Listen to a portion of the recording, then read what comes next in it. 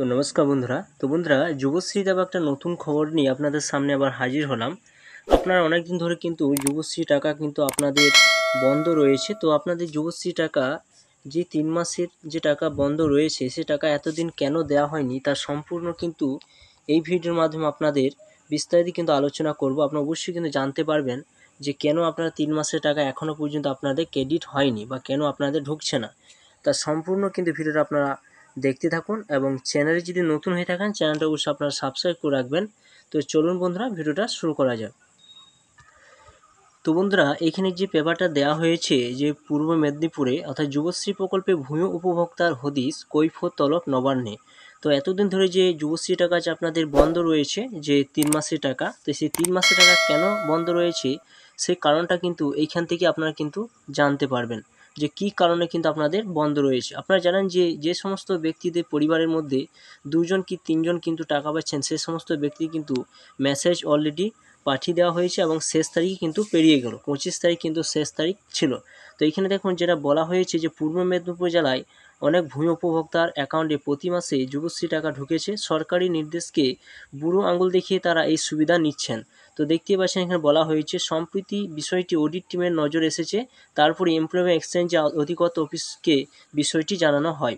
সম্প্রতি জেলায় জেলায় ডুপ্লিকেট উপভোক্তা চিহ্নিত করতে নির্দেশ পাঠানো হয়েছে। তো আপনারা জানেন যে আপনাদের মোবাইলের মধ্যে কিন্তু সে মেসেজ কিন্তু পাঠানো হয়েছে। তো এখানে দেখুন সে মেসেজ কিন্তু শেষ তারিখ কিন্তু আপনাদের ডেট ছিল কত না 25 তারিখ পর্যন্ত আপনারা কিন্তু ডেট ছিল, সে 25 তারিখ কিন্তু পেরিয়ে গিয়েছে। যে সমস্ত ব্যক্তিরা কিন্তু আপনারা এমপ্লয়মেন্ট অফিসে কিন্তু আপনারা হাজির হননি তারা কিন্তু আর যুবশ্রী টাকা ভবিষ্যতে আর পাবেন না। তো দেখুন এখানে যেটা বলা হয়েছে যে সেই মতো পূর্ব মেদিনীপুর জেলায় তমলুক এক্সচেঞ্জ অফিসে 55 জনকে চিহ্নিত করা হয়েছে। এগ্রো এক্সচেঞ্জ অফিসে এরকম 52 জনকে পাওয়া গিয়েছে। তাদের প্রত্যেক এমপ্লয়ি এক্সচেঞ্জ অফিস থেকে নোটিশ পাঠানো হয়েছে। তো দেখতে পাচ্ছেন যে কী কারণবশত আপনার সেই নোটিশটা দেওয়া হয়েছিল। যে পূর্ব মেদিনীপুর জেলায় মোট 2702 জন নথিভুক্ত বেকার যুবক যুবতী যুবশ্রী প্রকল্পে মাসে 1,500 টাকা অনুদান পাচ্ছেন। 2024 সালে যুবশ্রী প্রকল্পে পূর্ব মেদিনীপুরে 1,21,00,000 এখানে যে বলা হয়েছে যে টাকা অনুদান দেওয়া হয়েছে। অষ্টম শ্রেণী পাস করলে আপনারা কিন্তু এই এমপ্লয়ি ব্যাংকে কিন্তু আপনার নাম নথিভুক্ত কিন্তু করা যায়। যে নথিভুক্ত বেকার মূলত দেখতে পাচ্ছেন যে আপনাদের যে যুবশ্রী যে টাকাটা দেওয়া হয় সে কী কারণে দেওয়া হয় সেটা কিন্তু 6 মাস অন্তর আপনাদের কিন্তু একটা স্বঘোষণাপত্র কিন্তু আপনাদের দিতে হয়, যেটা অ্যানেক্স 3 কিন্তু আপনাদের যে ডেট এখনও পর্যন্ত আপনার মোবাইলের মধ্যে আসেনি। তো 6 মাস অন্তর হলে কিন্তু আপনাদের সেই মেসেজ কিন্তু পেয়ে যান। তো আপনারা জানেন যে 3 মাসের টাকা যে বন্ধ রয়েছে তা কিন্তু এমপ্লয়ি অফিসে কিন্তু অডিট চলছিল। অডিটে কিন্তু সেই একটা হদিশ পাওয়া গিয়েছে যে ভূমিও কিন্তু যুবশ্রী অনেকে কিন্তু টাকা কিন্তু নিচ্ছিল। সেই টাকাগুলো যে কোন কোন ব্যক্তি পাচ্ছে সেইগুলো কিন্তু প্রত্যেকটি মোবাইলে কিন্তু SMS করে জানানো হয়েছে।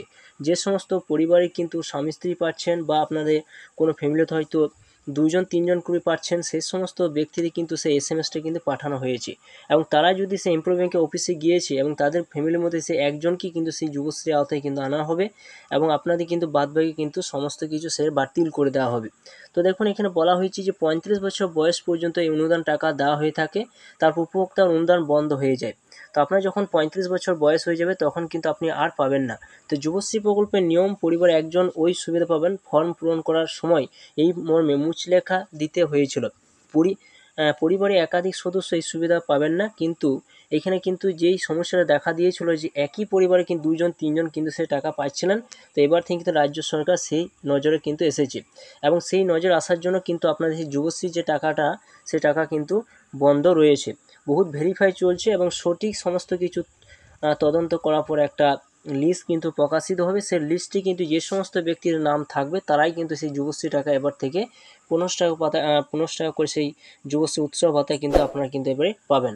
তারপর কিন্তু অ্যানেক্স 3 যে সাবমিটে দিয়ে তারপরে আপনারা কিন্তু প্রত্যেক SMS-এর মাধ্যমে আপনারা পেয়ে যাবেন। তো এখানে দেখুন বলা হয়েছে যে 2013 সালে 21শে মার্চ পর্যন্ত এমপ্লয়ি এক্সচেঞ্জ অফিসে সেই প্রার্থীরা সুবিধা পাচ্ছেন। যারা 21শে মার্চ পর্যন্ত আপনারা 2013 সালে করেছিলেন তারাই কিন্তু এই যুবশ্রী টাকা কিন্তু আপনারা 15 টাকা করে আপনারা কিন্তু পাচ্ছেন।